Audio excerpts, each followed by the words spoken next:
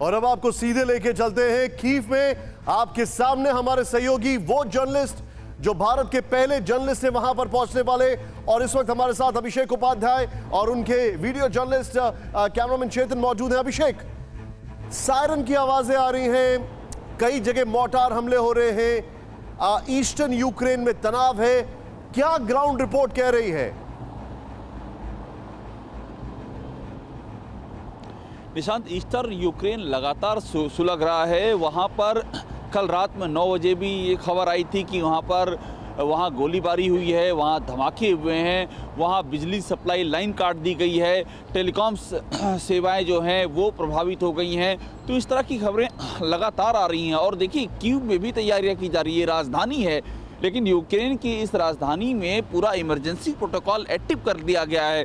Kyiv का जो live support system है उसको एक्टिव कर दिया गया है कि अगर कोई अटैक होता है, जिसकी संभावनाएं बढ़ती आ रही, चूँकि यहाँ से इवैक्यूएशन भी शुरू है। अमेरिका अपने नागरिकों को ले जा चुका है, बाकी देश भी एडवाइजरी जारी कर रहे हैं कि जल्दी से जल्दी यहाँ से उनके नागरिक बाहर जाएँ।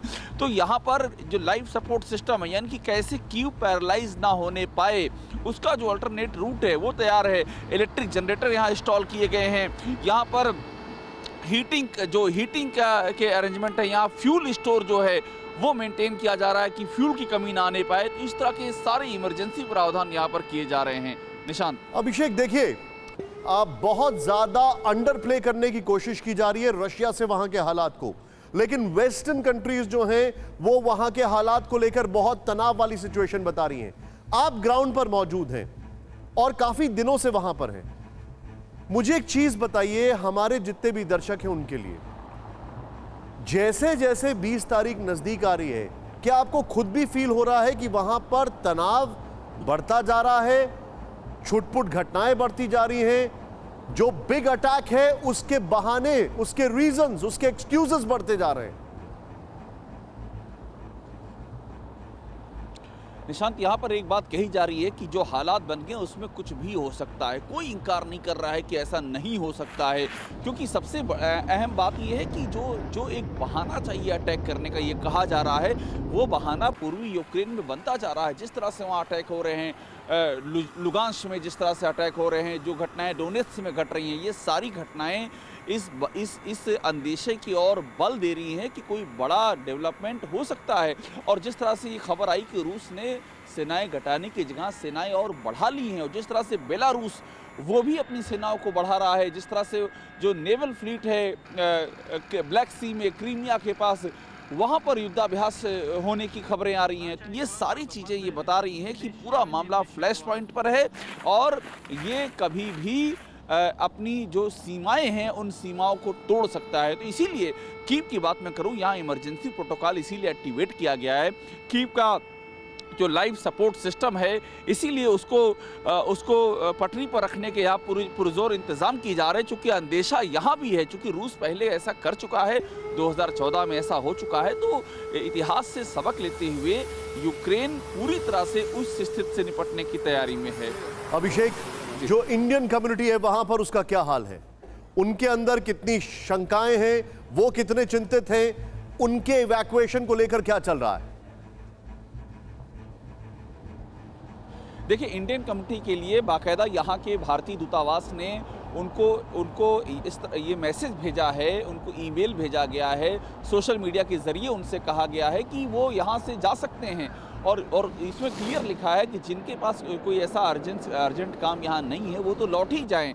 लेकिन उसमें दो समस्याएं आ रही। यहाँ के जो मेडिकल स्टूडेंट हैं वो ये कहते हैं कि फ़्लाइट के रेट इतने ज़्यादा हो गए हैं जब से ये मामला ख़राब हो गया है। जो फ़्लाइट 50,000 में थी वो 1 लाख को पार कर चुकी है। हालांकि अभी ये जानकारी मिली है कि एयर इंडिया की कुछ स्पेशल फ़्लाइट शुरू की जा रही हैं जो बबल सर्विस की तर्ज पर, जो यहाँ से उनको वापस ले जाएंगी। तो ये बात लगातार यहाँ पर कही जा रही है कि यहाँ पर इस तरह से रहने की आवश्यकता नहीं है, इंडियंस यहाँ से चले जाएं। एम्बेसी की ओर से ऑफिशियली कहा गया है। तो ये उनके जहन में ये डर बैठा हुआ है। यहाँ के मेडिकल स्टूडेंट हैं, यहाँ पर जो बिजनेस कम्युनिटी है, यहाँ पर इंडियंस कई अलग अलग व्यवसाय में हों, सबसे बात कीजिए, सब ये कहते हैं कि हम बड़ा ही अनिश्चित की स्थिति में हैं, हमको नहीं पता है कि क्या होने जा रहा है। तो ये उनके जहन में भी, ये उनसे बात करते ही उनके अंदर का अनिश्चितता, डर, ये खुल के सामने आ जाता है। अभिषेक, स्टे सेफ, और बहुत शानदार एक्सीलेंट रिपोर्टिंग आपकी और आपके जो कैमरामैन है, बहुत बढ़िया। Keep us updated. आप हमारे सबसे रिलायबल सोर्स ऑफ इंफॉर्मेशन इस देश के। बहुत बहुत शुक्रिया अभिषेक। लेकिन एक वो स्टेज थी जो रशिया और अमेरिका के बीच में शैडो बॉक्सिंग हो रही थी, लेकिन अब जो कहा जाता है the gloves are on. Shadow boxing नहीं चल रही है अब, सीधे it's happening right in front of each other. Ukraine संकट को लेकर रूस और अमेरिका के बीच तनातनी बढ़ती जा रही है। सुलह सफाई की कोशिशों के बीच अमेरिका ने रूस पर गंभीर आरोप लगाए। बेलारूस दुश्मनों को परमाणु हमले की धमकी दे रहा है। अमेरिका ने कहा कि रूस अपने सैनिकों पर रासायनिक हमला कर सकता, रूस फर्जी आतंकी हमले की कहानी कर सकता। अमेरिका का कहना है कि रूस इस हमले का बहाना बनाकर यूक्रेन पर अटैक कर सकता है। यह आरोप संगीन है, क्योंकि ये हम आपको बताएंगे, लेकिन पहले आपको बताते हैं कि रूस और अमेरिका एक दूसरे पर क्या क्या आरोप लगा रहे हैं। अमेरिका ने कहा कि रूस फर्जी हमले की साजिश रच सकता है। ये किसने कहा? ये ब्लिंकन ने कहा। रूस ने अमेरिका से कहा कि वो इन आरोपों से जुड़े सबूत पेश करे।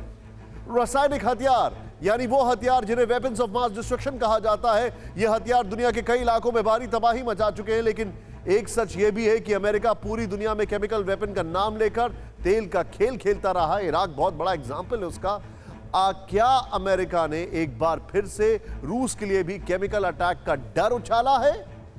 जैसे इराक में तो कोई वेपन्स ऑफ मास डिस्ट्रक्शन मिले ही नहीं। इन सवालों का जवाब वक्त ही देगा।